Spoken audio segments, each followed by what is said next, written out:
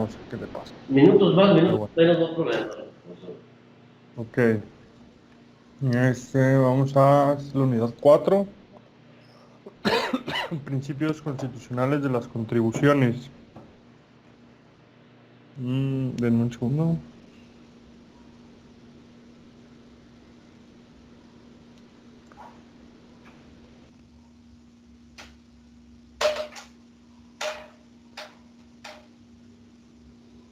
Ok.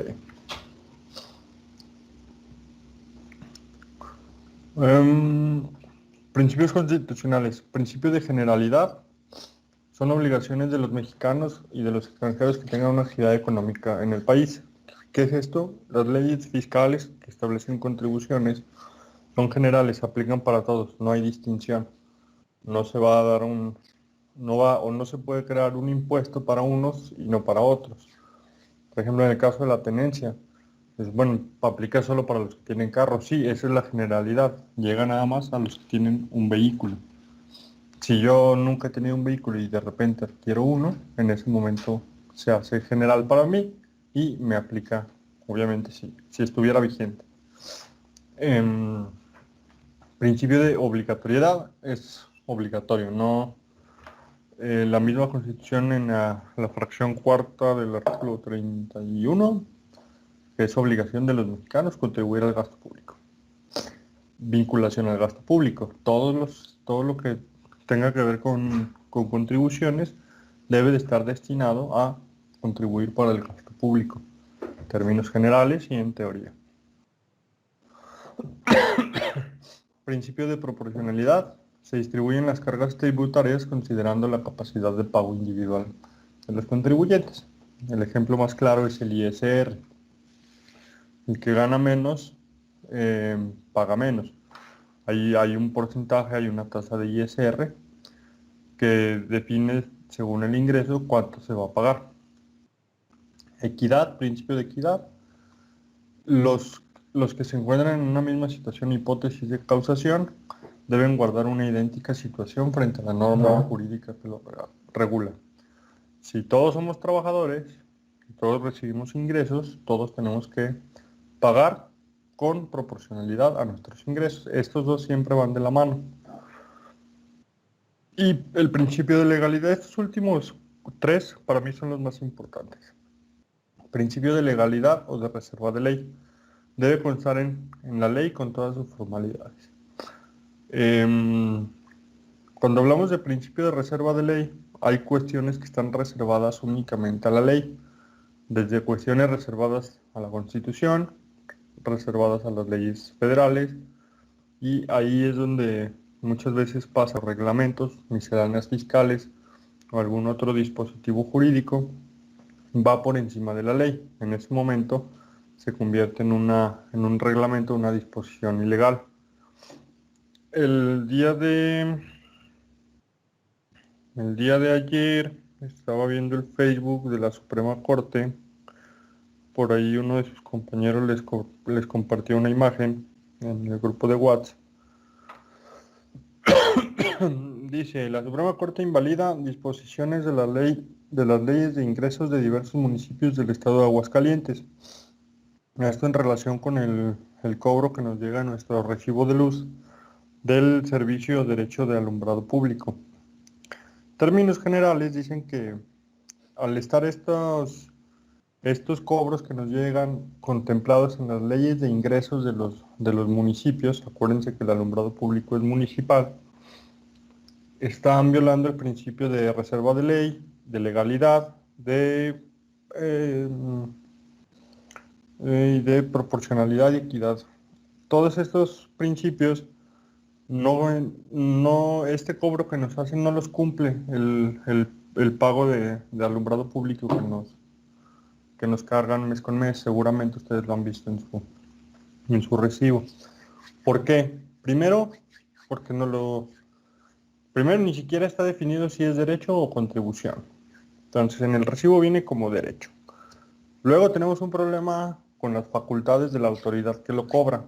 La CFE no tiene facultades para cobrar ese servicio. Desde ahí ya estamos violentando el principio de legalidad. Después no hay la única ley que lo contempla para que lo estén cobrando son las leyes de ingresos, pero ya les había comentado que una ley de ingresos no puede crear una obligación. Nada más lo único que va a hacer es definir cuánto o en qué términos se va a cobrar, pero no nos puede encargar una nueva contribución en una ley de ingresos. Un segundo.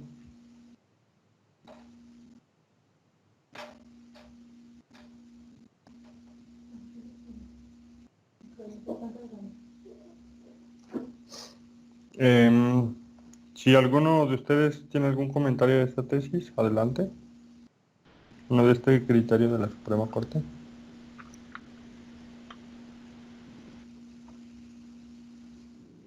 Okay. ¿Qué es la potestad tributaria? La potestad constitucional en materia de contribuciones es el poder que ejerce el Estado a través del poder legislativo para crear, modificar o suprimir impuestos destinados a cubrir el gasto público. Esta facultad se conoce también como soberanía fiscal y potestad tributaria. ¿Qué es esto? Todo el Estado nos puede crear las leyes, sí, pero con arreglo a la creación de las mismas. ¿Qué pasa en el caso de, de las leyes de ingresos?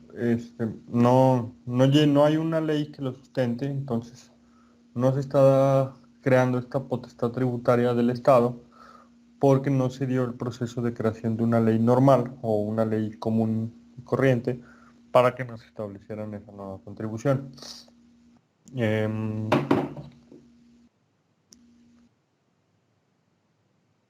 segundo.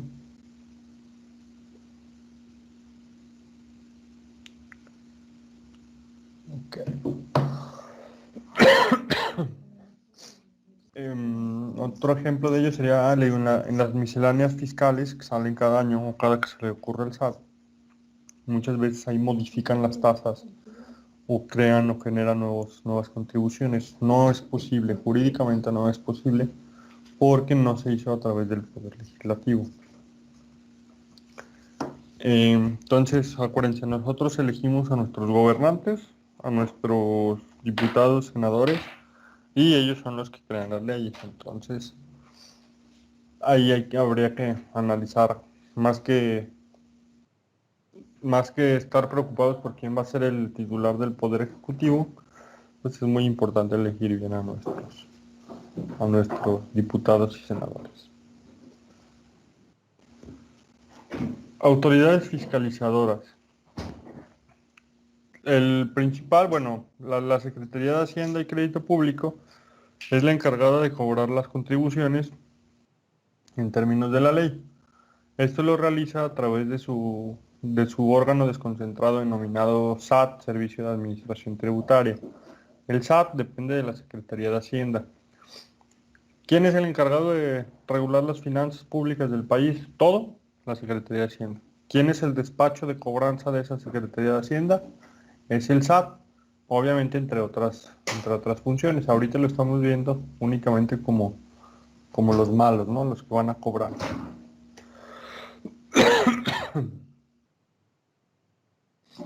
¿Cuál es la función del SAT? Bueno, recaudar, determinar y liquidar en su caso los impuestos, contribuciones de mejoras, derechos, productos, aprovechamientos federales y accesorios de acuerdo a las legislaciones aplicables. ¿Cuándo está recaudando?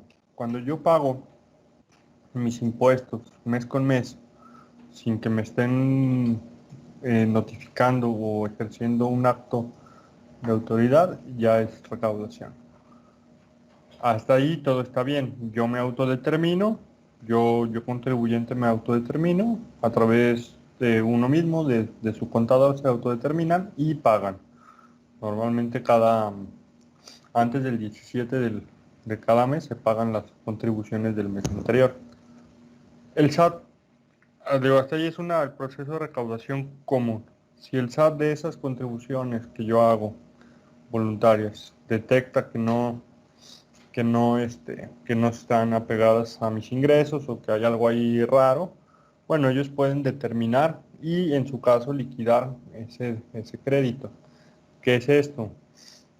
Me pueden ellos hacer una facultad de comprobación, una revisión de carácter fiscal, y ellos van a decir cuánto debo, y una vez que me fijen en cantidad líquida, mi crédito, liquidar, me van a notificar y después me pueden ejecutar.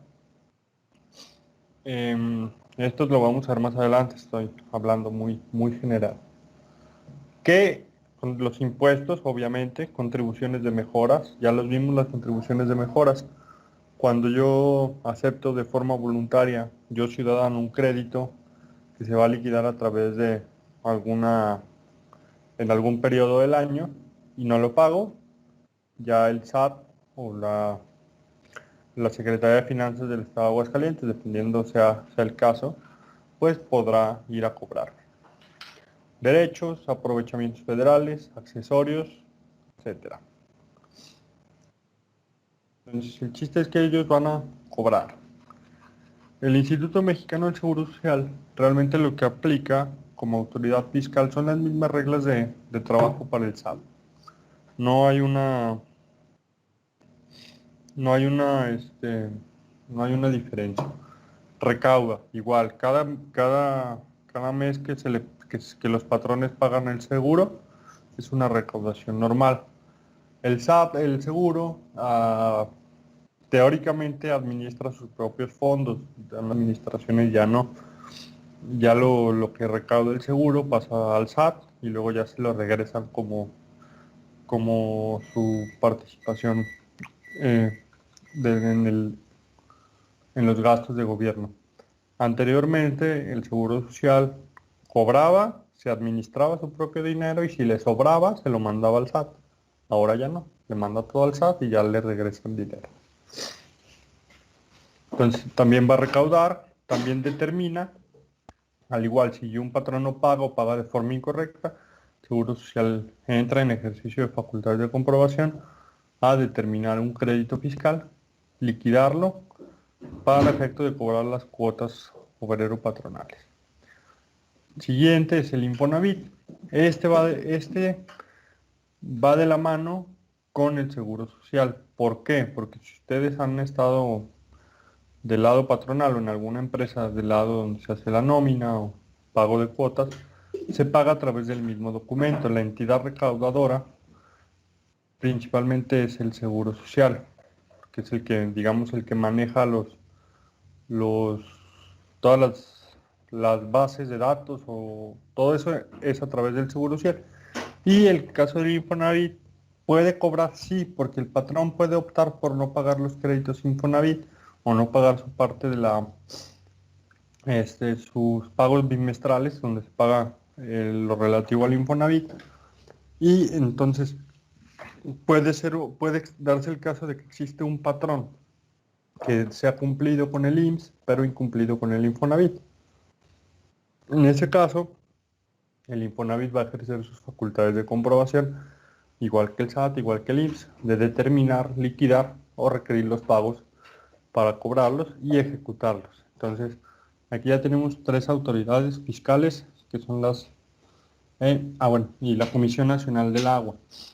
¿Por qué la Comisión Nacional del Agua? Porque ellos van a regular la explotación, principalmente, entre otras funciones, ellos van a regular la explotación del agua. Si yo tengo un predio donde tengo un pozo, un yacimiento de agua, ¿el agua de quién es? El agua es de todos los mexicanos. Entonces, para evitar la sobreexplotación, para cuidar los mantos acuíferos, el equilibrio ecológico del país y y regular toda ¿cómo se llama? La sobreexplotación, principalmente, entra la Conagua. Ellos tienen facultades de autoridad fiscalizadora. Ellos pueden llegar, entrar a un domicilio, revisar todo lo relativo al agua. Ellos obviamente no pueden ir a revisar impuestos o cuotas de seguridad social. Pueden ir únicamente a revisar cuestiones relativas con el agua. Este es un órgano desconcentrado de la Secretaría de Medio Ambiente y Recursos Naturales. Acuérdense que a nivel federal le cambian el nombre a las secretarías como se les da la gana. Entonces, bueno, el nombre que tenga en ese momento será la, la secretaría de la cual depende la CONAGUA. Una compañera de ustedes me iba a conseguir un acto de autoridad de la CONAGUA, porque no me ha tocado un asunto de ellos, no los conozco, para poder ejemplificarlo, pero no se pudo. Es más, ya no me acuerdo ni quién era. Ley de coordinación fiscal. ¿Qué es una ley de coordinación fiscal? Así como les dije que el SAT era el despacho de cobranza de la Secretaría de Hacienda en términos muy amplios. Bueno, el SAT, como tiene mucho trabajo, también contrata a sus siguientes despachos de cobranza para asuntos de menor cuantía, por llamarlo así. ¿Quiénes son estos despachos de cobranza del SAT? Las Secretarías de Finanzas de los estados. Entonces, hay un convenio donde las Secretarías de Finanzas pueden cobrar a contribuciones federales. A esto se le llama la Ley de Coordinación Fiscal. Dice, la participación proporcional que por disposición de la Constitución y de la ley se otorga a las entidades federativas en el rendimiento de un tributo federal en cuya recaudación y administración han intervenido por autorización expresa de la Secretaría de Hacienda y Crédito Público. Si mal no recuerdo, todos los estados ya están en coordinación fiscal con la Secretaría de Hacienda. Si desentrañamos este concepto, dice, otorga a las entidades federativas el rendimiento de un tributo. Entonces, ¿qué es esto? Llevan una comisión por lo que cobren, de ahí subsisten, en cuya recaudación y administración han intervenido. Entonces, ¿qué hacen? Pues ellos hacen las mismas facultades que ejerce el SAT, nada más que lo dejan a contribuyentes o a situaciones no tan trascendentes. Los contribuyentes importantes los revisa directamente el SAT y digamos la chiquitería se la pasan a las secretarías de finanzas de los estados. Cuando les llega una revisión de ustedes que son estudiosos del derecho, llega una revisión de la Secretaría de Finanzas del Estado de Aguascalientes en materia de impuestos federales, lo primero que debe venirse a su mente es por qué una autoridad estatal me está revisando un impuesto federal. Es, aquí en el caso del SAT, bueno, ya sabemos que hay una ley de coordinación fiscal, pero no se queden con eso. Hay autoridades, no tanto fiscales, más administrativas, que acuden a revisar cuestiones de carácter federal cuando ellas em, son municipales. Por ejemplo, el manejo de recursos peligrosos, eso es facultad de la federación. Em, a lo mejor cuestiones relativas al ambiente, hay cuestiones que son reservadas a la Profepa y otras que puede revisar la Proespa. Es como si yo les dijera que la Profepa, que es la Federal de Protección al Ambiente, va a revisar lo relativo a, a las verificaciones de los carros. Entonces no puede, a ellos no les compete revisar esas cuestiones. A lo mejor a ellos les compete definir a nivel nacional si hay una contingencia ambiental, pero no pueden venir a checar las verificaciones de los carros. No sé si les queda un poco más claro. Prende la cámara.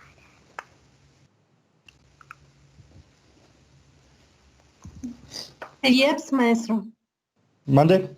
El IEPS, que es un impuesto federal. Bueno, yo sí lo vi en la ley de coordinación fiscal, que se podía trasladar a otras entidades. Sí, de hecho pueden trasladar cualquier impuesto, eh, pero le digo, lo dejan digamos que a las entidades federativas les pasan los digamos, los evasores pequeños, ¿no? Pero sí puede trasladar cualquiera, no hay limitaciones. Efectivamente, en la ley de coordinación fiscal no hay una limitación. El ejemplo que yo les ponía era de facultades de otras autoridades administrativas, no tanto fiscales. Se los puse a manera de ejemplo para que quedara un poco más claro. Tenemos el Sistema Nacional de Coordinación Fiscal. ¿Qué es esto? Pues es digamos, la forma en que se va a regular esta coordinación fiscal, donde tenemos a todas las entidades federativas que van a participar en la recaudación federal y cómo se van a recibir esas participaciones que se mencionan, es decir, su comisión. Y es necesario que se firme un convenio de adhesión al Sistema Nacional de Coordinación Fiscal. Digamos, la ley es el mecanismo jurídico y el sistema es el mecanismo físico para llevar a cabo esta coordinación fiscal. Leyes de ingresos, presupuesto de egresos. La ley de ingresos va a ser ese es el ordenamiento jurídico emitido por el Poder Ejecutivo, aprobado por el Legislativo, y va a contener los conceptos por los cuales se van a captar los recursos financieros. Es decir, todo lo que yo voy a recibir de dinero, tengo que plantarlo o plasmarlo en la ley de ingresos. ¿Por qué? Porque acuérdense que todo debe estar vigilado.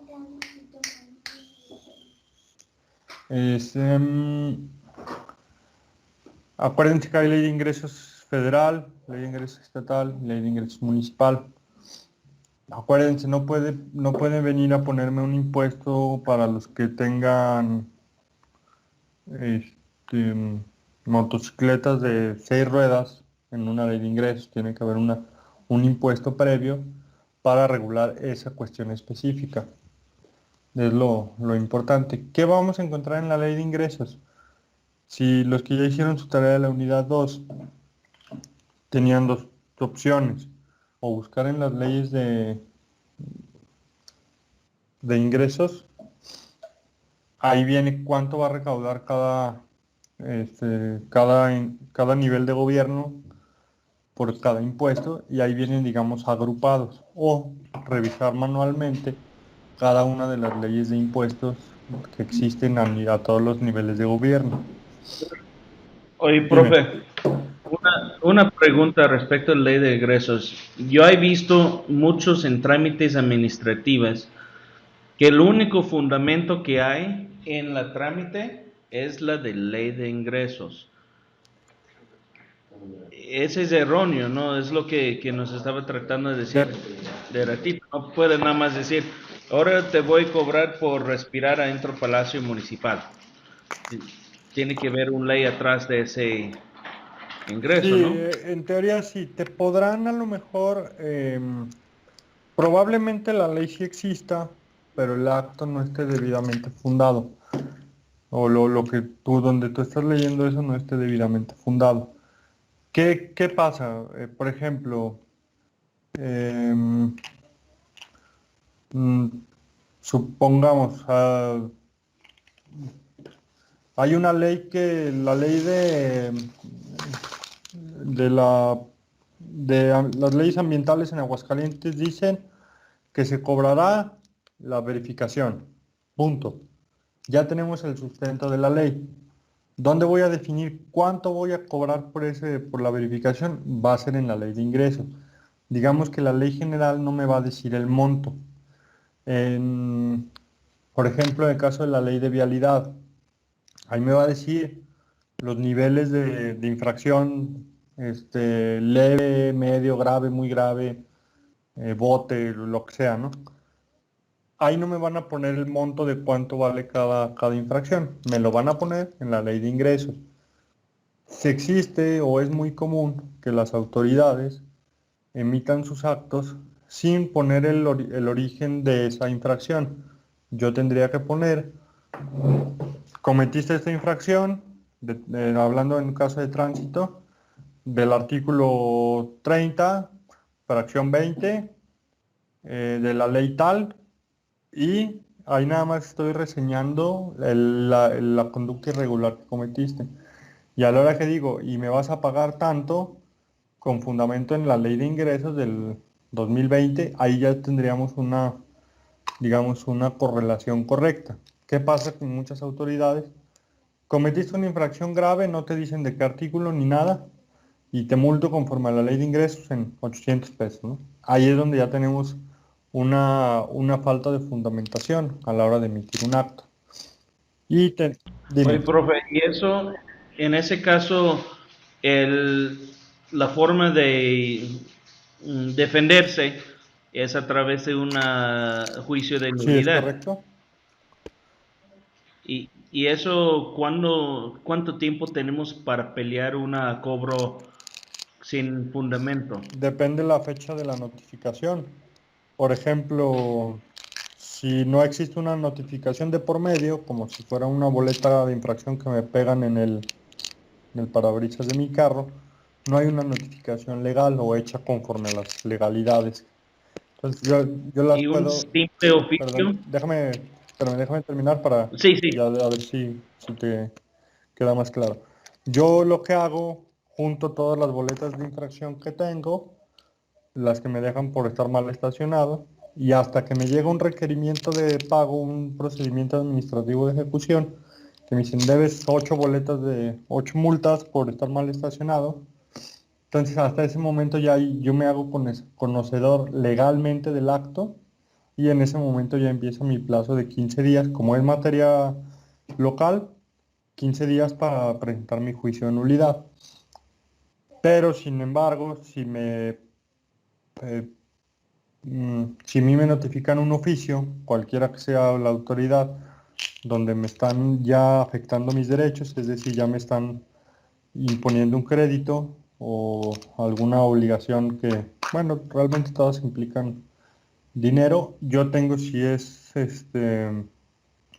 estatal o municipal, tengo 15 días para mi juicio de nulidad; si es federal, tengo 30 días hábiles. Depende. También si yo tengo un acto de autoridad, una notificación de un oficio, y yo, conocedor del cómo se deben de hacer las notificaciones, detecto que hay un error en la notificación que puedo anular mediante juicio, no sé, pues, de veras cuando uno empieza a ver los actos, hay errores muy, muy infantiles. No sé, que le pongan, en vez de 2020, le pongan 2019. Entonces ya con eso, la notificación, o sea, de la fecha en que hicieron la notificación, ya con eso la notificación es ilegal. Y si a mí me conviene, pues yo puedo dejar que pase el tiempo para impugnar, porque sé o tengo la seguridad de que voy a desvirtuar esa notificación. Para esto hay otras cuestiones ya más técnicas. Si yo firmé de recibido y el oficio iba dirigido para mí, pues puede ser que ese vicio en la notificación, una autoridad judicial diga, pues sí está toda mal hecha la notificación, pero el objetivo de la notificación es que tú seas conocedor del acto, y sí fuiste conocedor del acto en X tiempo, ¿no? Entonces, no, yo no recomiendo jugar con los plazos de las notificaciones. Si yo ya tengo una notificación de un oficio, con todas las supuestas formalidades de la ley, usar mi término de 15 días para impugnar. ¿Sí respondí tu duda o quedó más Sí, sí, larga? respondió. Yo lo veo más que nada en el municipio, el hábito de notificar, bueno, realmente ni es una notificación, nada más, aquí está ese oficio, fírmele de recibido, sabemos que ese no cumple los requisitos de notificación y ahí están ordenándote de realizar un pago. Y por eso me quedaba la duda si, bueno, si de ley son 15 días, pero si se puede defenderse en la idea de, pues nunca fui notificado legalmente, aunque tengo el acta administrativo sobre crédito fiscal, pues así, pues puedo meterla cuando quiere. La mismo, me imagino, con los boletos de vialidad. Si vas para que te califican, ya estás debidamente notificado, aunque no hacen una constancia de Sí, notificación. sí ¿Puedo comentar algo? sí, diga. Perdón. Bueno, cuando esto pasa, ellos pueden meter bajo protesta de decir verdad que ellos nunca fueron notificados y sí se les admite la demanda. Sí, Pero ¿se falla a favor o no, ¿Cómo, Lucía? perdón? ¿Se falla a favor o Sí. no? Porque una cosa es meter la demanda, otra cosa que sale a tu favor, ¿no? Bueno, eso depende de la determinación de situación jurídica como la califique la autoridad. ok, sí, lo que pasa en estos casos, yo puedo presentar mi demanda cuando a mí se me dé la gana, pero puedo tener eh, l- si yo me arriesgo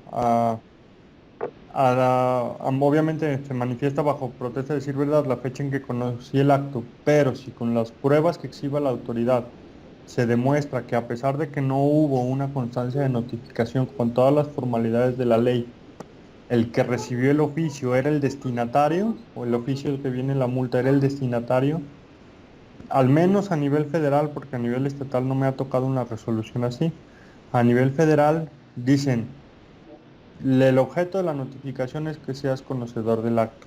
Y si esta la hicieron con las patas, tú fuiste conocedor del acto y te tienes por notificado en la fecha en que recibiste.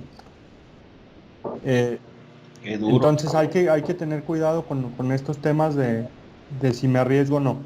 Yo, por ejemplo, le recomiendo a mis clientes, cuando ya tienen encima una revisión de una autoridad federal, los notificadores, los auditores, en los que me incluyo, nos indican que les tenemos que decir al contribuyente que pongan una leyenda. En términos generales es, recibí original del presente oficio, confirma autógrafa del funcionario y un chorote que le ponemos. ¿Qué es esto? A mí un auditor, un visitador del SAT, del INSS, de la autoridad que sea, un policía municipal, de la PROESPA, PROFEPA, el que se me ocurra, no me puede obligar a firmar. Entonces nosotros pues le buscamos la forma amable al contribuyente que estamos dándole un acto de molestia de que nos ponga esas leyendas para tratar de sustentar nuestra notificación que fue de manera correcta o hacerlo más fácil para el área jurídica. Pero en términos generales no nos pueden obligar a firmar. Si yo ya estoy previendo que me van por ejemplo, yo sé que lo que ya me traen es un oficio de una multa, pues le digo, no quiero firmar. Y bueno, yo ya al notificador le pondrá ahí que se negó a firmar y punto. ¿Por qué? Porque yo ya estoy planeando mi estrategia para defender el acto de autoridad, entre otras muchas cosas que se pueden hacer, ¿no? Pero sí tengan cuidado, no se arriesguen, al menos a nivel federal, no se arriesguen a pelear una notificación cuando ustedes firmaron o cuando, ¿cómo se llama? O cuando hay un acta de notificación de por medio donde se puede entender que sí el destinatario final del oficio lo recibió. Ya me acordé de un ejemplo. En alguna ocasión me habló un amigo, me dijo, oye, me agarró el alcoholímetro, ven y sácamelo. Va. Le dije, ¿traes dinero? Sí, sí traigo, los 3,000 y tantos pesos que cobran. Llegué al C4, le dije, vengo por fulanito de tal, soy su abogado, me dejaron pasar. Ya hablé con los que estaban ahí en la recepción. Sí, espérame, como una hora, ya lo sacaron, pagó y salió sin nada en las manos. A mí no me había pasado eso, yo los juicios de alcoholímetro que había llevado, los había llevado ya cuando ellos salían y ya me llegaban nada más con el pago ¿cómo se llama? El recibo de pago de la infracción. Yo lo veo, no, a lo mejor allí fue mi inexperiencia en esa materia. Sale, presento muy bonito mi juicio de nulidad con el recibo de pago. Yo le pregunté a esta persona, le dije, ¿firmaste algo? No, no firmé nada. Nunca se confían de los borrachos, porque sí le pregunté. Dije, bueno, si no firmó nada, pues con el recibo de pago yo presento mi juicio de nulidad. A la hora de que presento mi juicio, lo admiten, contesta la autoridad demandada contesta la demanda y exhiben la resolución determinante del crédito fiscal, de la detención y todos los documentos que hay firmados por el detenido. y me dicen, Ok. ya no, aquí ya no pelearon no es tanto cuanto a la notificación. Yo desconocí todos esos actos y mi cliente los firmó de recibido. Y en las letras chiquitas dice que recibe copia de todo eso. Presento mi demanda desconociéndolos y la autoridad contesta diciendo, sí los conocías y tenías que haber argumentado en contra de ellos en tu escrito inicial de demanda y se perdió el juicio por esa simple y sencilla razón. Entonces, ahí lo dieron a él por notificado de todos los actos y yo en el juicio desconocí las notificaciones y desconocí los actos. Entonces, sí tenemos que tener cuidado en todo esto. No hubo un acta de notificación como tal. Lo único que se daba a él por notificado y conocedor de los actos era su firma autógrafa. ¿Qué más quieren? Su firma autógrafa, pues el acto era para él. Ya los próximos de alcoholímetro que me tocaron, ya cuando iba saliendo ahí la persona, le decía, regrésate los documentos que firmaste. No, no firme nada. Regrésate por los documentos. Ya lo regresaba y salía con los documentos. A veces, si ya sí te dicen no me los quiere dar, no digan, bueno, pues ya no me los quieren dar, ya perdí el juicio. ¿Qué tengo que hacer? Meter un escrito al día siguiente allá al C4 municipal y pedir el Solicitando. expediente administrativo, copia certificada o copia del expediente administrativo para yo poder impugnarlo en juicio. Si no me lo entregan, yo tengo que exhibir ese acuse en juicio, alegando que no se me entregó, y ya podré yo desconocer, obviamente argumentando, los actos. No sé si quedó claro este ejemplo. Sí, sí quedó claro. Nada más tengo una duda más al respecto a ley de ingreso y la defensa. Igual me he tocado en reglamentos donde pides un permiso para un evento. No está fundamentado ese permiso en el Código Municipal, pero la ley de ingresos está contemplada. Así, no hay un oficio, no hay una notificación, nada más lleva esa carta al finanzas, pagas la cantidad que está señalada ahí y aquí te doy tu permiso. Ahí, si quisieran defender o decir, no, no manches, me cobro 20,000 pesos, algo que no es legal, igual corre lo mismo 15 días o se puede contemplar que nunca fui notificado aunque liquidó el crédito fiscal. Mm, Mira, desconozco el proceso. Me imagino que si ahí en ese recibo va contemplado el impuesto sobre espectáculos públicos, ya sea municipal o estatal, sí lo puedes impugnar. Sí, Con los mismos 15 son los días. mismos 15 días con tu recibo de pago. Yo no me aventuraría a extender el plazo de la, ¿cómo se llama? Para impugnar, alegando que no existe una notificación, porque en una lógica jurídica, pues si tú estás sacando un permiso para pues tú sabes del acto, ¿no?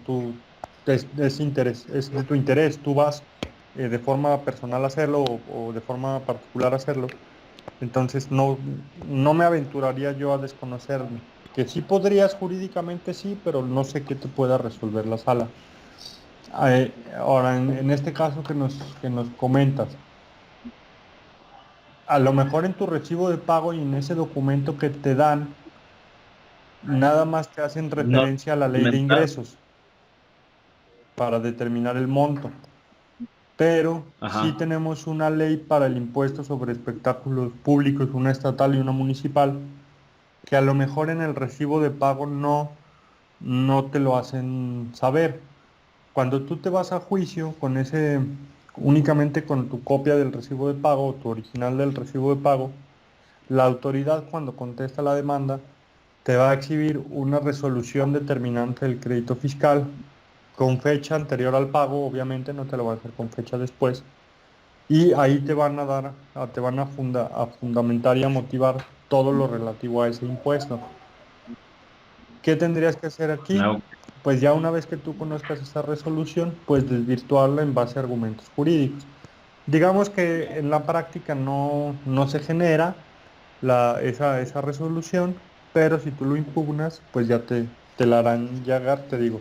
Siempre van a ir firmadas con fecha anterior al día que tú iniciaste el trámite, porque pues, así funciona, ¿no? O sea, Y así puedes, cuando la amplías, sería ampliarla de esa resolución, ese fundamento de crédito fiscal nunca ha sido notificado y la autoridad tendrá que demostrar lo contrario, ¿no? sí, pero acuérdate que cuando tú la ilegalidad de la notificación no siempre desvirtúa el crédito fiscal. Entonces tú dices que no la conoces, te la dan a conocer en juicio y en juicio tienes que hacer argumentos en contra de ella. No hay una carga hacia la autoridad de demostrar que hubo una notificación. Tú la desconoces y en juicio la conoces, en juicio argumentas en contra de ella. O sea, es como, Ok. em, o sea, queda dentro del mismo plazo, ¿no? Tú tienes 15 días a partir de que recibes ¿cómo se llama? El 15 días a partir de que pagas y ellos te van a hacer una resolución que va a estar dentro de los 15 días. Del- Y son los mismos 15 días si el cobro es ilegal, por decir, no está fundamentada en la ley. Son igual 15 días o a partir que tú das conocimiento que no es debidamente fundamentada. va a depender de cada caso. O sea, por ejemplo, en el Es caso en que algo tú vas complicado. voluntariamente a pagar, 15 días. No te arriesgues. Aunque no haya una notificación, no te arriesgues. Si se te va un Ok. término por alguna cuestión que nunca nos pasa a los abogados, en ese momento pues ya tú argumentarás en contra de eso. Pero como es un pago que tú haces en las cajas, no lo pagas en... eh, No es un secuestro. sí, exactamente, no te lo van y te lo cobran a tu casa. Como tú vas a las cajas, entonces se entiende que a partir de ahí tú tienes 15 días hábiles. Eh, Es correcto. entonces no, yo no me arriesgaba, yo usaba los 15 días. Si tú dices, por ejemplo, en el caso de un espectáculo público, no sé cómo actúe la autoridad, pero como corres el riesgo de que ya no te quieran dar los permisos, porque es a consideración de la autoridad, no es su obligación, que te vayan a poner trabas para conseguirlos, o que te vayan a, no sé, a suspender tu espectáculo, bueno, ¿qué puedes hacer? Irte al último plazo, ahí a la hora de que metes el juicio, le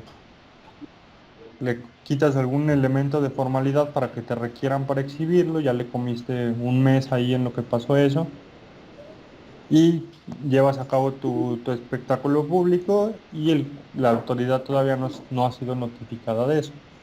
Y ahí le juegas al vivo y ya una vez que acabes tu evento, pues ya sigues con el juicio para pedir la devolución.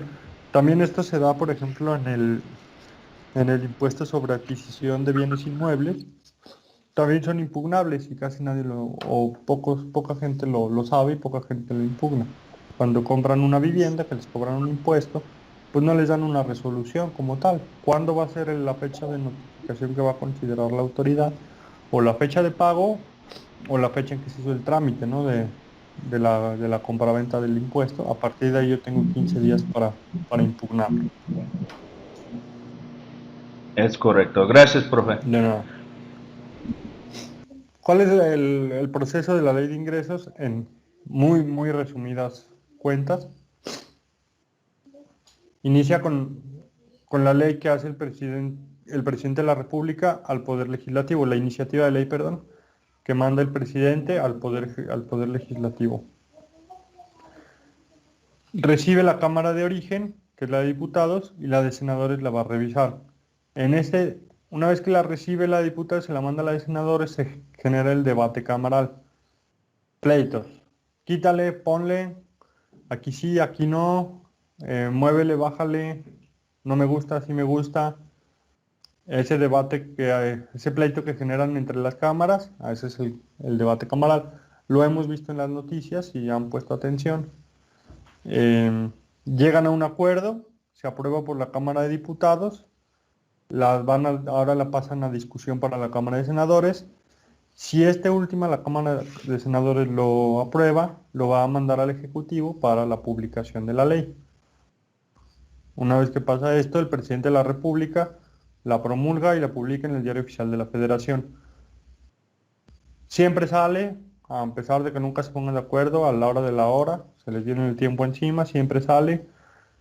Normalmente es un copy-paste de la anterior, solo le cambian porcentajes y le hacen una formulita para subir conforme a la inflación los ingresos y listo.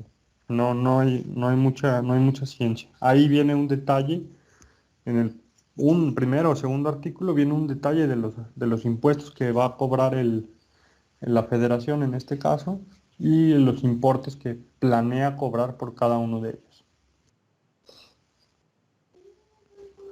Maestro, la elabora a través de la Secretaría de Hacienda, ¿verdad?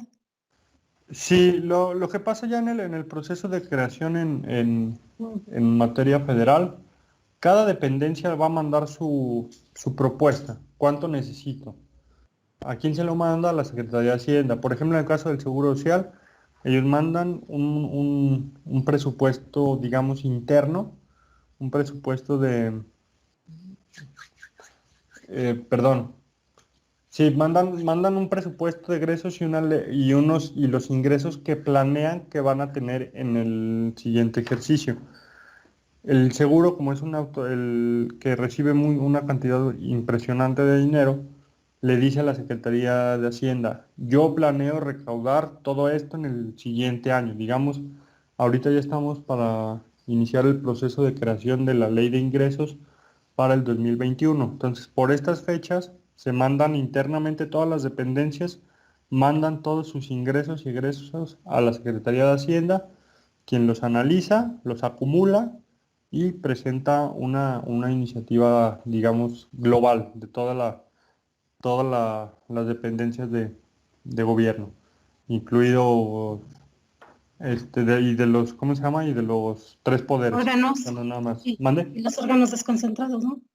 Todos, final de cuentas, todos. Uh-huh. Obviamente Autónomos. Ajá, autónomos y no autónomos, que la mayoría son autónomos. Principalmente los que reciben ingresos por algo. Prácticamente todos reciben por algún cobro de algún derecho. La mayoría de las dependencias cobran algo, ¿no? Hasta las copias, por decir algo. Bueno, pues si son puras copias, lo que vende o el servicio que da esa dependencia, voy a recibir 500,000 pesos por copias en 2021. Y ya listo, ¿no? Pues un ejemplo vano. Y en el de egresos, pues le va a decir, sí, pero yo te voy a dar 500,000 copias en el 2021, pero necesito, no sé, 100 millones para mi operación. Ese va en el presupuesto de egresos. Ingresos, ¿cuánto voy a recibir? Egresos, ¿cuánto voy a gastar?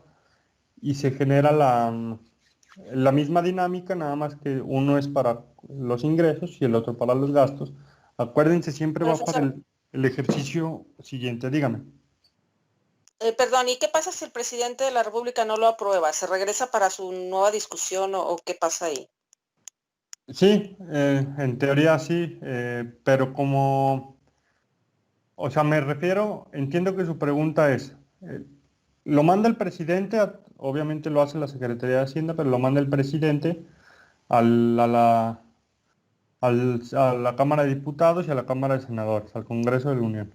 Si ellos le modifican algo que al presidente no le gusta, lo van a discutir, pero lo puede vetar, pero no le conviene, porque si lo veta o no la publica, pues ya no va a tener ingresos. Entonces se arregla siempre a través de ¿cómo se llama? De los grupos parlamentarios de cada partido. Ahí es donde entra la mano del presidente. ¿Por qué le digo esto? No aplica como cualquier otra ley, porque si no se publica en tiempo, pues digamos que no se autorizan los ingresos. No sé si me expliqué. Sí, por eso, por ejemplo, en Estados Unidos, cuando Trump, ya sé que es otro sistema, otro país, pero Trump estaba haciendo su berrinche por su muro de la frontera y no quería firmar, el presupuesto de allá, inclusive llegó a cerrar el gobierno de Estados Unidos durante, creo que fue como un mes, hasta que llegaban a un acuerdo y ya firmó, ya se podía operar, pero ya no tenía dinero. A final de cuentas, el sistema, aunque son sistemas gubernamentales distintos, en ese aspecto es igual o funciona igual, no es. En el caso de Estados Unidos es igual, por ejemplo, a lo mejor, no sé, un país tipo, a lo mejor el ejecutivo de qué se va a gastar, pero siempre va a estar controlado, siempre va a haber una balanza entre el presidente y el parlamento, la Cámara, el Congreso de la Unión, el nombre que se le dé en cada país, precisamente para evitar que una sola persona tenga el poder absoluto. Mientras que sea una democracia, porque si es una dictadura, Exactamente. pues ya entendemos de eso, ¿verdad? Exactamente, digo, en el caso de México, no solo ahorita con López Obrador, sino con todos los anteriores presidentes, la mayoría siempre ha tenido mayoría en el Congreso. Entonces, ¿qué pasa? Como vienen de la misma idea y es una mafia, la política es una mafia gigantesca, pues el grupo parlamentario del presidente, digamos del mismo partido, pues va a compartir los mismos ideales en teoría y van a hacer leyes acorde ¿cómo se llama? Al presidente. Digo, a lo mejor el nombre del partido es diferente, pero los intereses políticos son similares, ¿no? Siempre mismo. Eh, no sé, se me ocurre, digo, ahorita todas las modificaciones que está haciendo se van a hacer a la ley, pues es porque el grupo parlamentario es mayoría de Morena y va a ir acorde a los ideales de su presidente, como lo fue con la reforma energética, educativa y la que se les ocurra, en todas va a aplicar lo mismo, ¿no? O sea, la idea es del, digamos, del presidente y lo aprueba pues su grupo de parlamentario, obviamente entre las coaliciones y movimientos que hacen, bueno, ya se imaginarán. Entonces, también ahorita se critica mucho estas cuestiones al gobierno actual, pues todos lo han hecho, ¿no? No, Todo lo hacía, ¿no, maestro? A Fox no sí, no le aprobaron sus reformas. sí, al Y no final de tenía cuentas, mayoría en el Congreso. así se las van a gastar. Son Obviamente intereses políticos, no todas las propuestas que manda un presidente son las las mejores. aprueban, o sea, y eso es histórico. O sea, no hay un caso en el que le hayan aprobado todas así sin ver. Siempre lo van a encontrar. En los últimos 3 sexenios, como ya las redes sociales son más utilizadas, bueno, pues nos enteramos de más cosas, porque antes nada más lo veíamos en la televisión o en el radio. Pero siempre ha pasado este problema. Y lo mismo pasa en los ingresos y egresos. El gobierno, el ejecutivo dice, voy a gastar tanto en una refinería, y el Congreso de la Unión, diputados y senadores, dicen, no gastes tanto, quítale 20%. Entonces, bueno, no le quites el 20, quítale el 10 y ya llegan a un arreglo. Por poner un ejemplo, no es un ejemplo real, es uno que se me ocurre. Em, em, sí, existe la Ley Federal de Presupuesto y Responsabilidad Hacendaria. Es como que la base de cómo se van a crear el presupuesto de egresos y la ley de ingresos. Cómo se va a gastar, cómo se van a rendir cuentas, em, entre otras. Entonces, el presupuesto de egresos se debe mandar a más tardar el 8 de septiembre de cada año a la Cámara de Diputados, que tienen la facultad exclusiva de aprobarlo a más tardar el 15 de noviembre y publicarlo en el diario oficial a más tardar 20 días naturales después de aprobado. Es decir, ya se mandó. Fíjense la diferencia entre la de ingresos y la de egresos. El de egresos o sea, es facultad exclusiva de la Cámara de Diputados aprobarlo. ¿Cuánto voy a cobrar? Lo hacen, digamos, en conjunto todos, o sea, lo que es Poder Ejecutivo, Cámara de Diputados, Cámara de Senadores. Y en el caso del de egresos, solo la Cámara de Diputados lo aprueba. O sea, lo que estamos hablando del gasto. Un segundo, por favor. Alexia.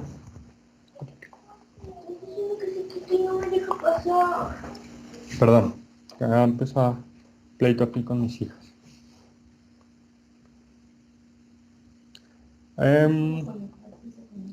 Pacto federal.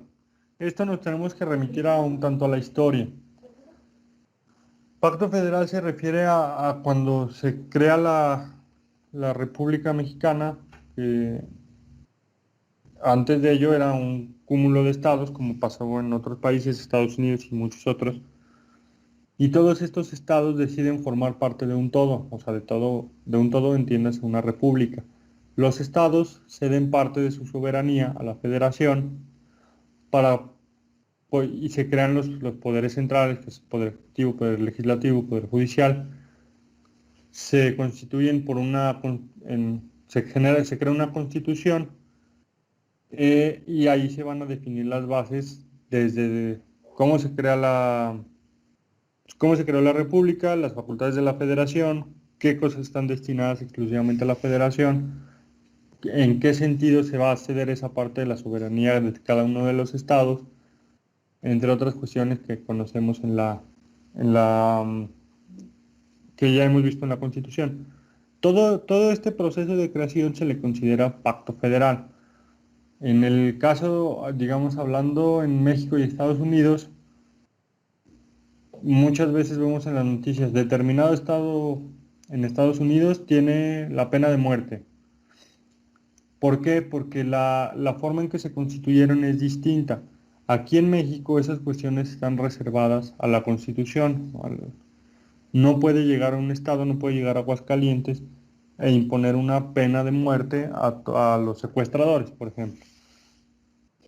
¿Por qué? Primero por derechos humanos, aquí está prohibidísimo,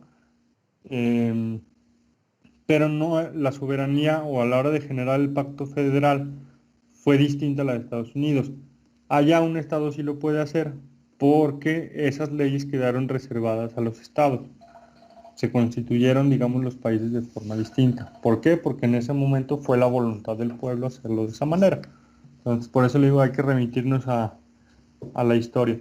Por ejemplo, cuando viene una reforma constitucional, además del proceso normal para la modificación de las leyes, esta se debe de aprobar por las legislaturas de los estados.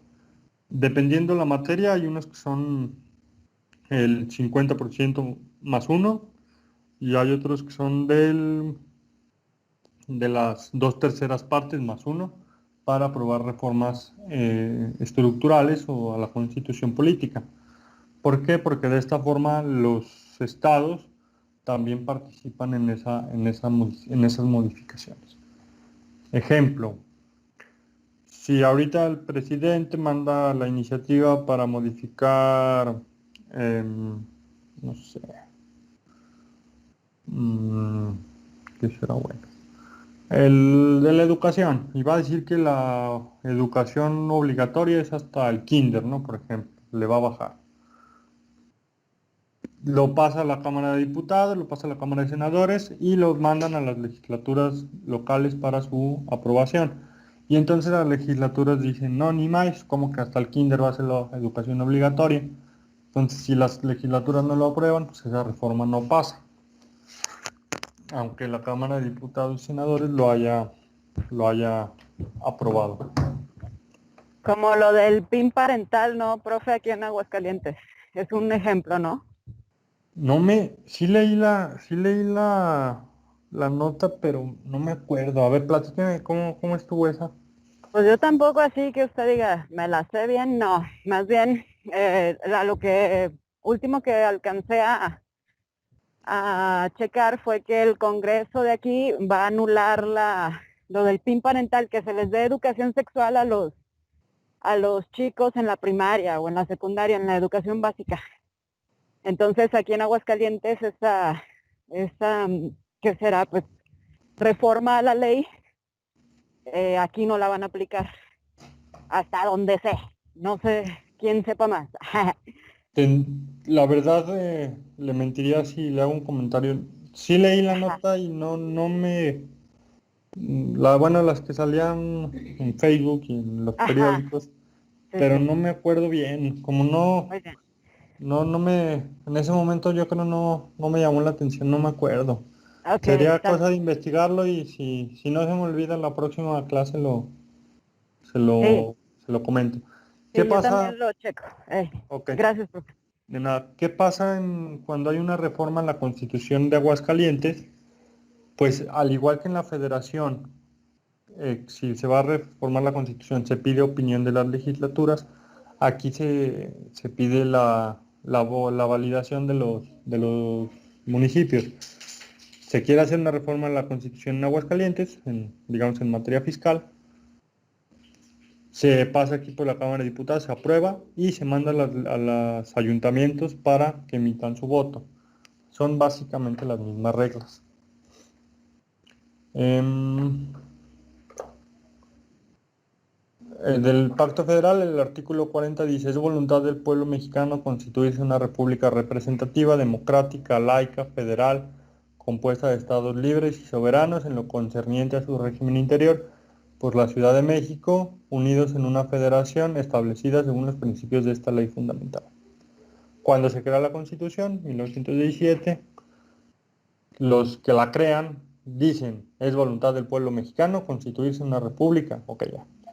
Democrática, ya sabemos que somos democráticos, entre comillas. Laica, entre comillas. Federal, sí, compuesta por estados libres. ¿Quién compone esa federación o quién crea ese pacto federal? Todos los estados, todas las entidades federativas. Y somos soberanos en cuanto a nuestro régimen interior. Pongo nuevamente el ejemplo de los servidores públicos. Dice el presidente, ninguno puede ganar más que el presidente. A la fecha no se ha cumplido eso para nada.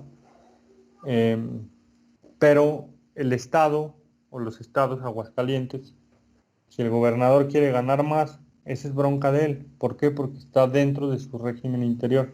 Él puede ponerse el salario que se le dé la gana en base al estado en el que está. No puede venir la federación a regular eso porque no es competencia de la federación, simple y sencillamente. Ahora no sé si es modificación constitucional o una ley la que quieren sacar. Según yo, están planeando una modificación constitucional para establecer que nadie puede ganar más que el presidente de la República. Si eso llega a entrar a la Constitución en los días próximos y el texto de la Constitución es claro en decir que ningún servidor público, estatal, federal o municipal llega puede ganar más que el presidente, pues ahí sí ya marcharon, ya está en rango constitucional. Ya la Constitución se encarga de regular toda esta creación y entonces pasará de ser una facultad exclusiva del Estado, por ejemplo, de Aguascalientes, a ser regulado a nivel Constitución y establecer un tope para los salarios de los servidores públicos. No Oiga, sé qué vaya profe, a pasar. Dígame.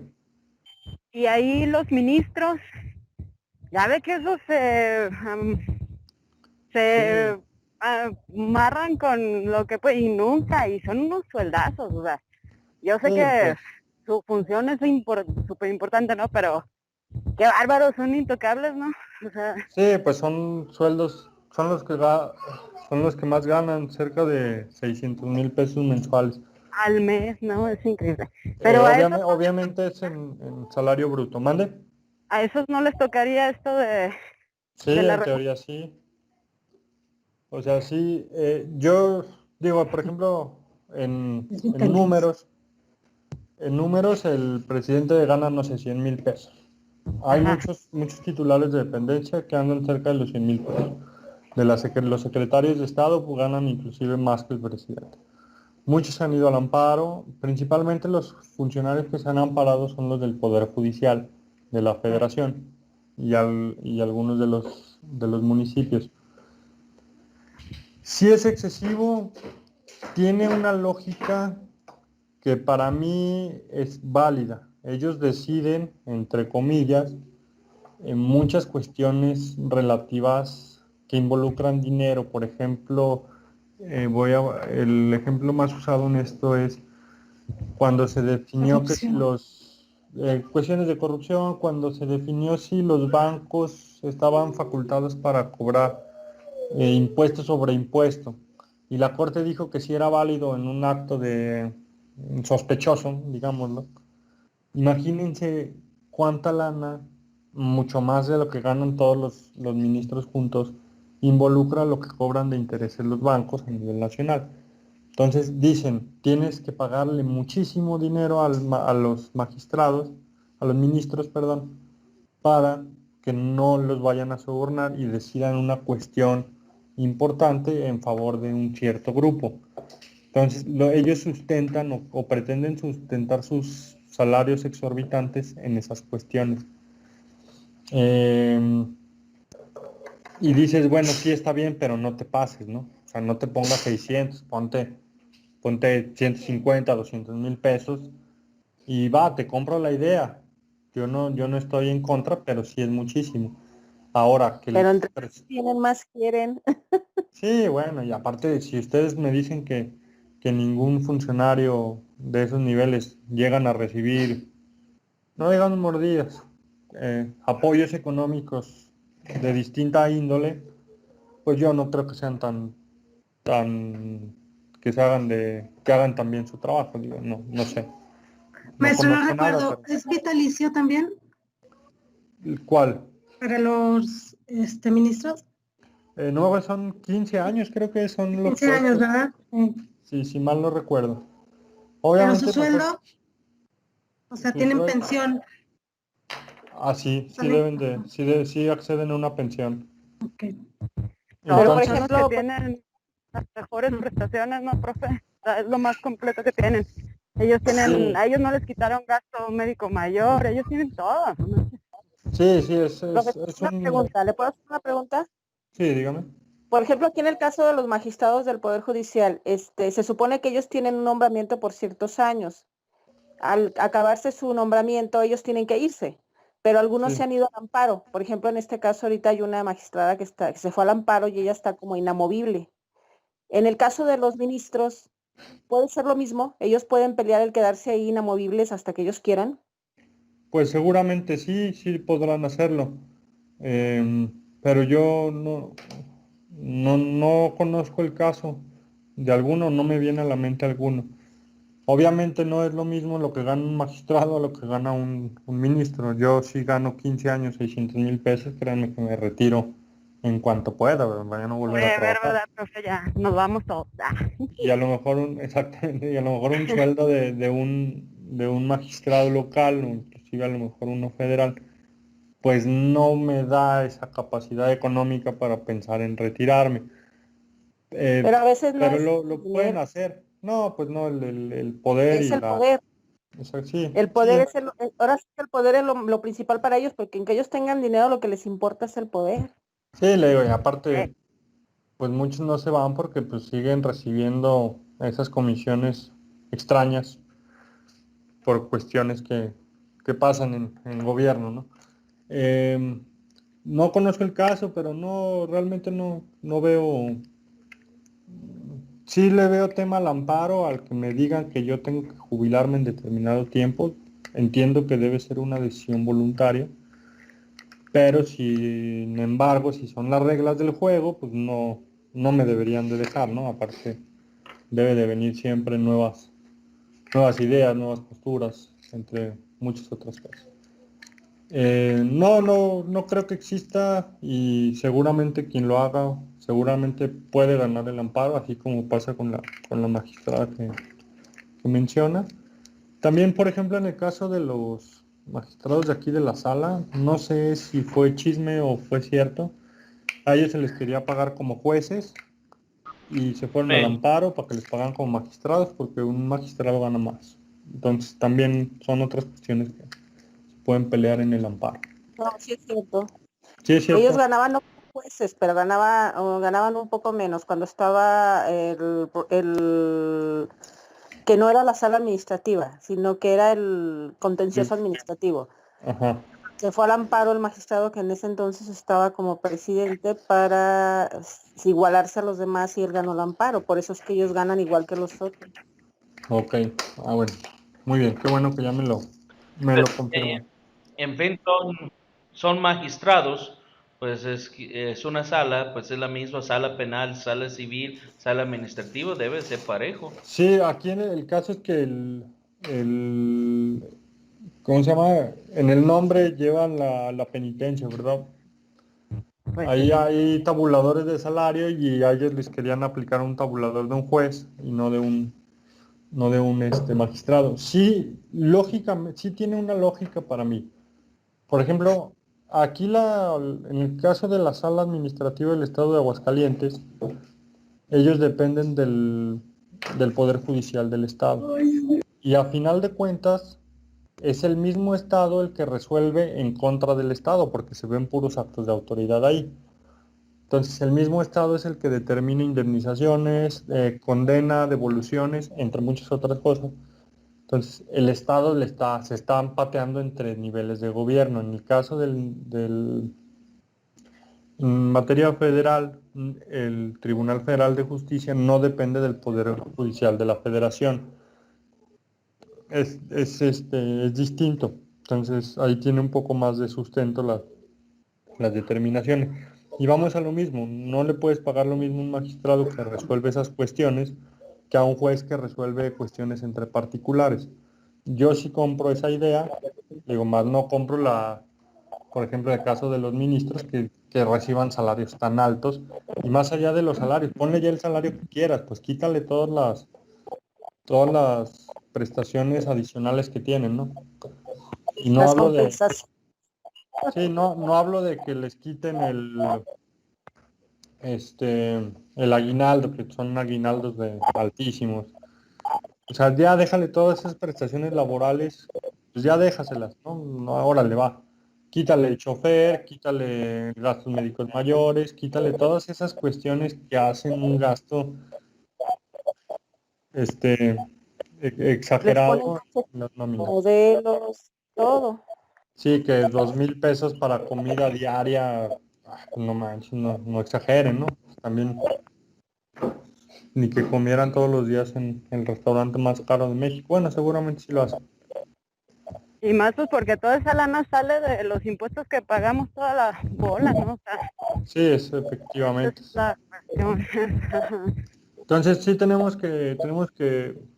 que criticar lo criticable y yo en ese aspecto sí estoy de acuerdo. Digo, por ejemplo, en el caso de ahora que entró el nuevo gobierno, supuestamente les quitó vehículos particulares a los jefes a los delegados, por decirlo así, de las dependencias federales a nivel desconcentradas, pero en la práctica sabemos, primero que siguen usando vehículos institucionales cuando la indicación era no los usen para uso personal, no tengan choferes, no tengan esto, y en la práctica se sigue dando. Los, los encargados muchos siguen teniendo choferes, siguen usando los gastos, digamos, de caja chica para gastos personales, entre muchas otras cuestiones. Son cosas que tendríamos que eliminar, ¿no? Entonces, hay muchas cuestiones que faltan por corregir. Mm, Fíjese, maestro, es que a veces yo pienso que es como, no sé si decir dispar, porque, por ejemplo, un trabajador, hablando sobre los impuestos que le graban o de acuerdo a sus ingresos, por ejemplo, en su nómina a él directamente le quitan sus impuestos. Si trabaja Sí, tiempo extra, todo, o sea, te quitan directamente tus impuestos. Y muchos empresarios no pagan sus impuestos correspondientes, los evaden, pero un trabajador sí paga sus impuestos reales. sí, sí, pues lo ahora sí quitan que de la nómina.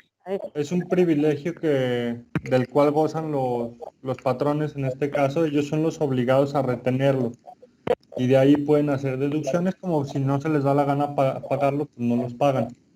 A final de cuentas, ustedes o nosotros ya cumplimos. Ya si el otro se los quiere quedar, pues ya el brazo largo y retorcido de la ley lo perseguirá por evasión fiscal o para que le cobren. En el caso Profesor, de por los... ejemplo, perdón, en el caso de los impuestos que nos retienen por salarios, normalmente ahí no les rascan los empresarios, eso sí los enteran. Pero sí, de todos modos sí se da. Dígame, ¿quién iba a participar? Yo, una pregunta. Y en el caso de los artistas, ¿por qué no Hacienda los agarra y se los amuela? Ah, esa es una excelente pregunta.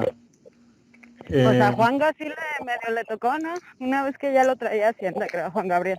Ahí les va lo que pasa. Y pasa a nivel mundial, ¿no? Es una práctica es el terrorismo fiscal que usan las autoridades.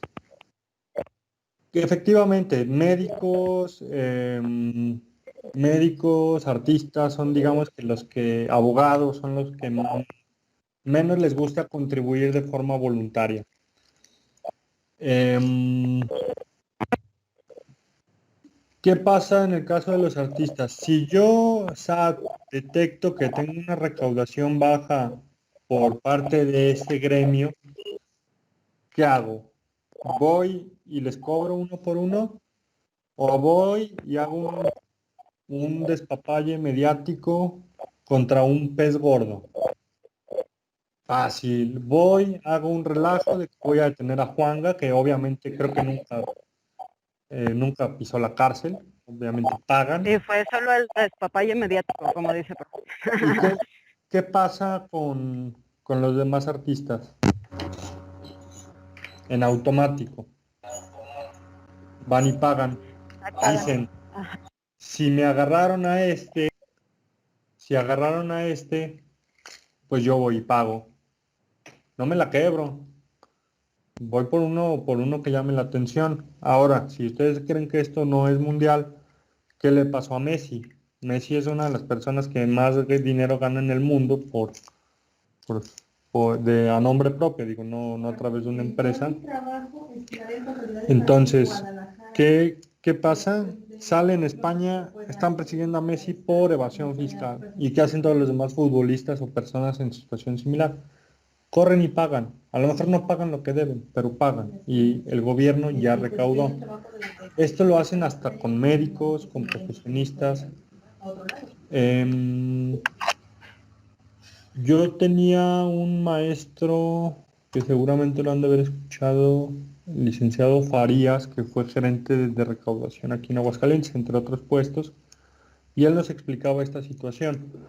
Cuando él detectaba que la recaudación a nivel empresarios estaba baja, ¿qué hacía? En ese entonces eran pocas los empresarios fuertes en Aguascalientes. Iba y hacía una fiscalización a esta persona, ay, se me fue el nombre del de los Cedreones San Marcos. Ay, bueno, esto que era un empresario el más fuerte de Aguascalientes en ese entonces, iba, lo fiscalizaba, se llevaba reporteros, hacían un relajo y en automático todas las empresas que estaban relacionadas con esta persona y las que veían las noticias iban y pagaban sus impuestos. Entonces, mataban muchos pájaros con un solo tiro. Así le hacen con los artistas. Y sí, efectivamente, tendrían que pagar más, pero no lo hacen. Los que pagan por nómina, pues no hay tanta bronca, pero los que no reciben por nómina, que trabajan a través de honorarios, pues es donde tienen que... Maestro, pero es Dígame. increíble la cantidad de empresas factureras que se dedican a vender facturas. O sea, es increíble. Sí, la verdad O es sea, que de sí. verdad, son como, no sé. Bueno, yo trabajo con una que trae como 100 empresas, aquí con una. Sí, pues, en teoría el SAT pues está haciendo los medios que están a su alcance para detenerlas, pero es imposible. ¿Qué hace una empresa facturera?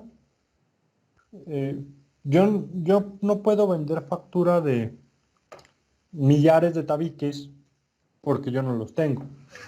Si a mí me viene el SAT a revisar, me va a decir, oye, ¿de dónde carajo sacaste los tabiques, no?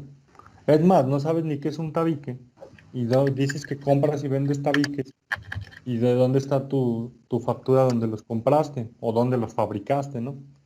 ¿Qué hago yo empresa facturera o qué se les ocurre que pueda vender una empresa facturera?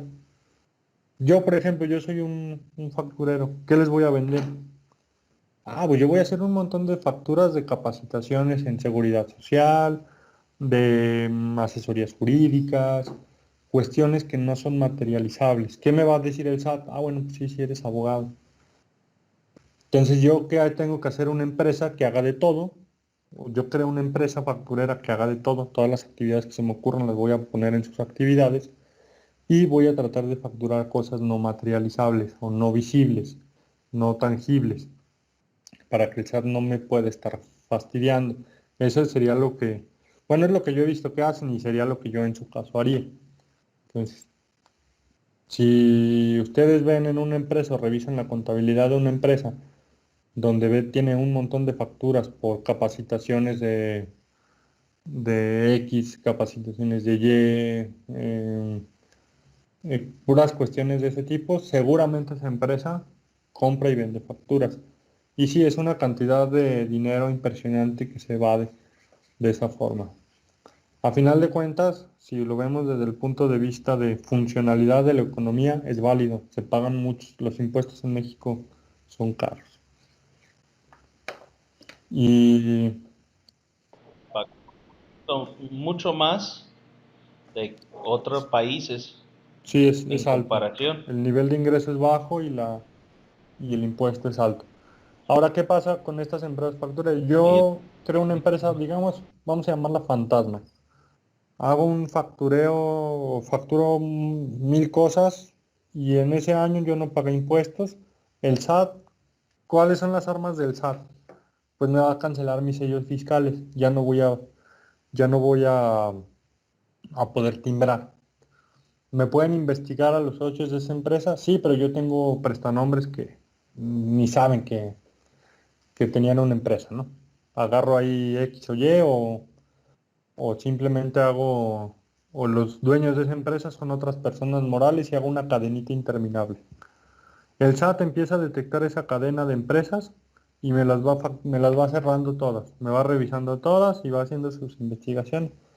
¿Y qué me es más barato para mí? ¿Pagar una millonada de impuestos o ir con un notario y abrir una empresa y gastarme 5,000 pesos? Pues voy a abrir otra empresa y así me la llevo. Y el SAT no tiene la capacidad ni sistemática ni de personal para estar revisando a todas estas empresas. Entonces a eso le juegan. A eso le juegan esas empresas. El SAT no va a hacer nada por falta de capacidad. No, no, a lo mejor no de conocimiento, sino de capacidad técnica y para estar revisando todo. Bueno, continuamos. En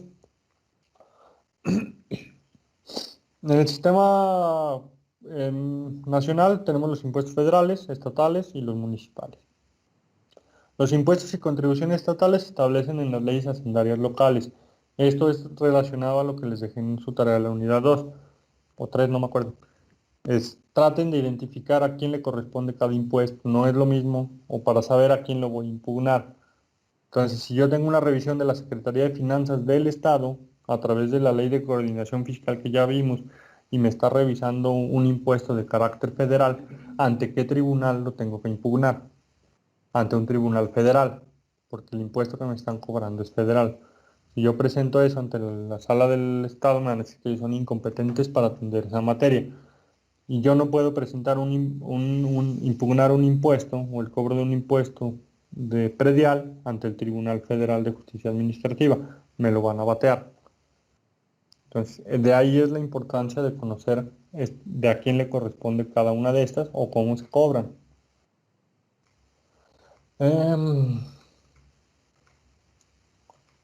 Y hay un texto en la página de Prodecon que es ahí está la tarea exactamente. de dos. Hay un texto en la página de Prodecon que es muy claro. Todo esto, o gran parte de lo que yo les platico, lo saco de ahí porque es muy asequible para explicarlo, muy claro. Está hecho para todo tipo de personas, para que lo entiendan.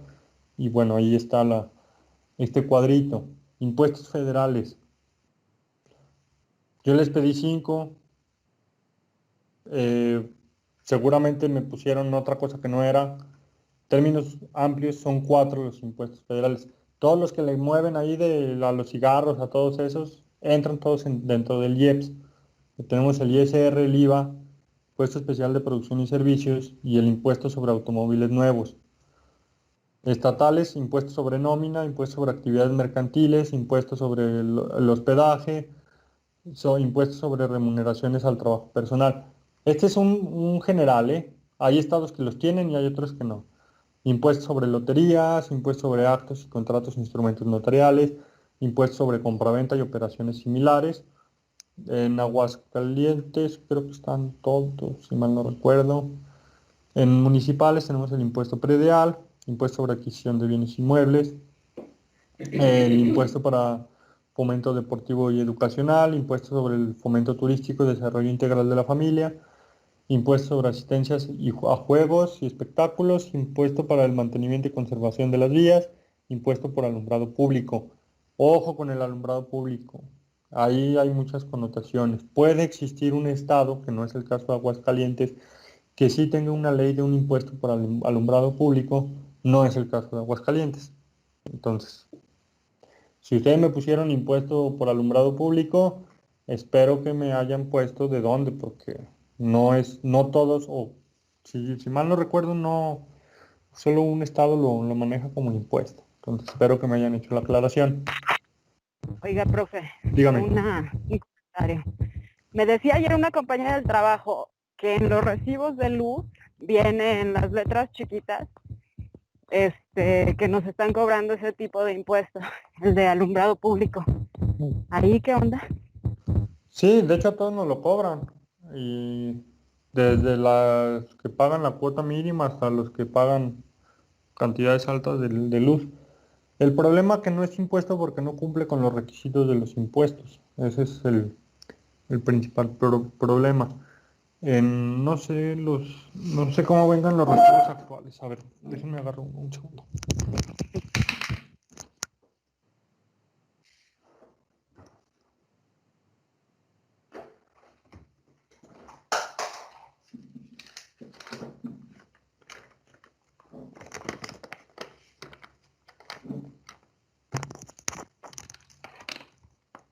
Perdón.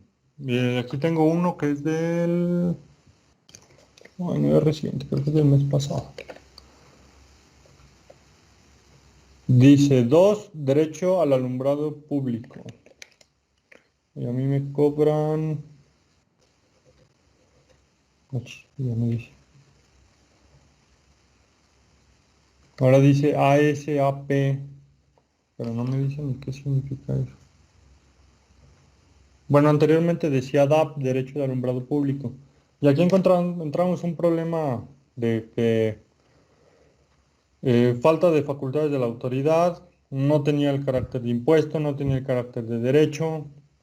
Una autoridad federal no podía cobrar un impuesto municipal si no había un instrumento jurídico que así lo avalara, y obviamente no existe. No sé qué signifique ASAP, porque ya le cambiaron la denominación. Le cambiaron para seguirnoslo cobrando, profe. Acuérdese que es costo-beneficio. Aquí, por ejemplo, han escuchado lo del redondeo de Veolia, que nos redondean 10 centavos cada recibo. Multiplíquenlo. Si ustedes se van a juicio por el redondeo únicamente, pues lo van a ganar. Que no hay un fundamento para ese redondeo. Así sean 10 centavos por contribuyente. Ahora, por usuario del servicio del agua, pues ahora multiplíquenlo por todos los que tienen medidor, ¿no? Todos los que pagan. Pues son muchísimo dinero. Es igual aquí, por ejemplo, a mí me cobran 43 pesos de alumbrado público. No puedo decir que no lo uso, porque sí lo uso. Pero si yo me voy a impugnar esos 43 pesos, pues lo voy a ganar, pero no me estoy metiendo un juicio cada mes por 43. Existe una forma ahí de pedir la devolución de los últimos 5 años. No la he intentado, algún día la intentaré y se las platicaré. Pero es costo-beneficio. Si la mayoría pagamos de menos de 500 pesos de luz, o un promedio de 500 pesos, y no me cobran 50 pesos de este derecho, pues no lo van a estar impugnando. Costo-beneficio. Si me lo impugnan las grandes empresas, pues se los devuelvo. Al final de cuentas no lo tenía. Pero a todos los demás que me pagan poquito, pues de ahí es donde está el negocio. En teoría se supone que este dinero pues, se lo deben de trasladar al municipio, ¿no? Si nosotros buscamos en la ley de ingresos del municipio, ahí debe de venir el importe de cuánto va o pretende recaudar el municipio por este derecho, y también tendríamos que encontrar cuánto es la comisión que se lleva la Comisión Federal de Electricidad por cobrarlo en su recibo. Profesor, una pregunta. Dígame. Hablando del redondeo, en el caso de las tiendas departamentales, o bueno, por ejemplo, como Soriana, Bodegas Aurrera, esas tiendas, legalmente les está permitido el redondeo, porque es muchísimo dinero si se pone a pensar en todos los que compran en esas tiendas. ¿Ese dinero dónde va a parar realmente? Pues al bolsillo de los dueños, no, porque ahí es un acuerdo entre particulares. Obviamente, pues esto tendría que verse reflejado en los ingresos de la empresa, y la empresa tendría que pagar su ISR por estos ingresos por redondeo. Obviamente, si lo queremos quitar, pues le hacemos una generosa donación al Teletón y matamos esas cargas extras de impuestos, y todavía me queda un remanente, ¿no? Una ganancia. Obviamente, pues ilegal sí, porque no, se los cobran a uno a fuerza, ¿no? Pero, pero no, el único efecto en materia fiscal que tendría sería que aumenta la rentabilidad de la empresa, y ellos tendrían que pagar su impuesto sobre ese dinero que obtienen por redondeo, más aparte todo lo demás, ¿no? O sea, lo tendrían que acumular a sus ingresos. Pues sí, hay mucho dinero. Pero regularmente cuando se redondan esos centavos, hasta te preguntan y te dicen que son para alguna causa o cosas así, o fundaciones. Sí, sí, le digo, aquí el business aquí está en que, o el negocio de estas empresas, no crean que es por caridad o porque son bien buena onda. No, pues por medio de donación se puede lavar muchísimo dinero y es más fácil para ellos reportar, ah, pues doné tanto cuando fue menos. Y aparte el dinero que donan por redondeo, ¿de quién es? De ellos, pues no es de ellos, ¿no? Es el redondeo de cada uno de los clientes que aportó 10 centavos. Por eso se dice que ahí es donde está el gran negocio. Obtienen un ingreso que no estaba previsto en el negocio, y lo donan, y esa donación pues la deducen de sus impuestos. Ese es el gran negocio del redondeo. Válido, pues a lo mejor está bien, ¿no? Que lo hagan, siempre y cuando lo destinen a fundaciones que realmente lo necesiten. Porque si Soriana lo destina a Fundación Soriana para ayudar a no sé quién, y esa fundación no ayuda a nadie, pues la lana se quedó donde mismo, ¿no? Entonces hay que, por ejemplo, al menos en el caso del Teletón, obviamente es el negociazo del mundo, pero pues estamos conscientes que sí ayudan, ¿no? O cumplen esa función social de ayudar. Y dices, bueno, el Teletón, nomás no le quieren apoyar porque es de Televisa, ¿no? Pero cumple, apoya. Yo sí he escuchado gente que lleva a sus hijos al Teletón, a rehabilitación, personas inclusive adultas que llegan a ir ahí y que obtienen beneficios o obtienen Las algo. instalaciones, ¿no? Que hay, por ejemplo, las instalaciones que hay aquí en Aguascalientes, pues está muy bien. Entonces ya ahí ve uno que sí se ve la donación, pues en un ejemplo físico, ¿no? Y que funciona. Ajá. Sí, sí, sí, sí. Esa sería, digamos, lo que realmente vemos. Pero yo no he visto, por ejemplo, que de medio kilo o de esas, o un kilo de ayuda o cuestiones así. Pues yo la verdad nunca, la única fundación que yo veo que chambea es una que es para los niños quemados, de una actriz que se le quemaron sus hijos, alguna otra así de ese tipo para cuestiones específicas, y el Teletón. Todas las demás yo nunca las he visto apoyar, ¿eh? A lo mejor hay O más, los pero bancos, profesor, los ¿cuál? bancos que luego le piden que para ayudar a niños a la educación, y yo no lo creo. No, pues yo no lo creo porque no lo veo. Al menos el Teletón, si yo tuviera que apoyar a alguna empresa o hacer una donación, la haría el Teletón, porque sé que ahí está, y sé que lo ayudan, y sé que está físicamente. Pero todas las demás yo no las veo. Por ejemplo, yo sería de la idea de ayudar mejor no sé, a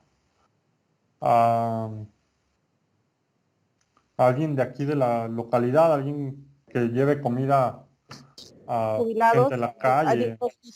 a los viejitos, a los asilos. Sí, digo, yo no soy muy dado a donar en efectivo, pero sí, todo lo que ya no ocupo, cuando tengo chance lo voy y lo dono al hogar del niño, o dependiendo a a la ciudad de los niños, cosas así. Pero ya hablando en dinero, digo, si yo tuviera que hacer una donación, preferiría hacerla al Teletón a pesar de lo criticado que es, porque sé que ayudan. Y obviamente, pues todo lleva una ganancia. O sea, no creo que el Teletón, que obviamente tiene que pagar sueldos, tiene que pagar un montón de cosas, rentas, espacios, construcciones, mantenimiento, y aún así seguramente les queda ganancia, pero están dando un servicio que estamos viendo, ¿no? Entonces, pues ahí se los dejo a conciencia. Cada quien va a decidir cómo hacer sus donaciones y si hacen redondeo o no. Yo, con la pena del mundo, cuando voy al Oxxo redondeo 50 centavos, no gracias. Dígales a la de la caja, si quiere quédeselos usted, No, pero no los redondeo. pues ya ves como los bomberos andan redondeando y quién sabe dónde cae ese dinero, puro Efectivamente, es directivo. otro ejemplo, porque luego vemos que las condiciones en las que trabajan son lamentables. Entonces, sí, Sí, obviamente, exacto. ya cuando llega el donativo a donde tenía que haber llegado, ya llega rasurado o muy, muy rasurado. Llegan las migajas. Hay pocas instituciones que sí hace buen uso de ese mecanismo, pero hay demasiados y principalmente porque, por decir, como Oxxo, la hace como un deducible, pues ese a mí se me hace injusto que nosotros estamos pagando los impuestos del Oxxo, Es de Soriana correcto. y todo Yo eso. a mí se me ocurriría plantear una propuesta de reforma para regular eso y amarrarle la mano a las grandes empresas para que no lo hagan de esta manera. O que, no sé, algún candado podría ponerse ahí, pero ya no más falta que quieran nuestros legisladores. Em, Tendrá que ser facturado, algo así, como si la dones a través del sistema de Oxxo, Oxxo está obligado de pues sí, expedirte tu pero factura imagínate que estar electrónica facturando, tu para. pequeño negocio, estar facturando 10 centavos. Bueno, Exacto, no la van a convenir y la van a hacer mejor que las instituciones gestionen ese ingreso independiente, no a través de ese mecanismos, pues vamos a decir lo que es, lavado de dinero, es que le están agarrando dinero y utilizándola es por correcto. otras O sea, ahí tenemos cosas. podríamos considerar que es una laguna en la ley, por llamarlo de alguna manera, en favor de los de las grandes consorcios que existen, ¿no? Que lo aprovechan porque la misma ley lo permite y hacen sus deducciones a través de estos donativos. Pero bueno, eso ya es conciencia y cuestión de cada uno. Eh, dime. Oye, profe, vamos a ver los cuestionarios de Sí, si sesión quieren. 4 hoy. Bueno, ya déjenme paso lista. Y bueno, primero la tarea. Igual en una cuartilla, enlistarme los principios constitucionales de las contribuciones y señalar su fundamento jurídico. Por ejemplo, principio de legalidad, ya saben que en la Constitución viene el fundamento, me lo ponen. Me lo pueden definir si gustan, adelante, da una pequeña definición y el fundamento jurídico de cada uno de los principios. Si ustedes buscan, dime. Profesor, ¿quieres jurisprudencia también o nada más No, fundamento? que me los enlisten y me pongan el principio constitucional. Acuérdense que cuando hablamos de principios no van a encontrar un artículo que diga el principio constitucional de la legalidad es este. No, hay que entenderlo, hay que entender el sentido de la norma para saber de qué principio estamos hablando. Ok, es algo sencillo. Rapidito, profesor, la tarea esa, lo que usted quiere. ¿Cómo? ¿Nos puede poner en un recuadrito como los anteriores la tarea de lo que usted quiere en esta sesión?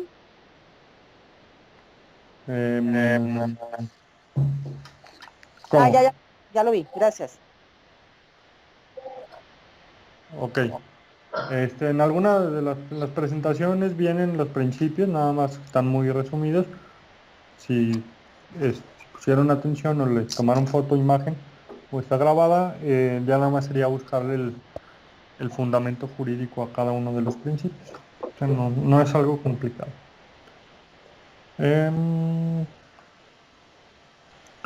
Déjenme paso listo, espérenme.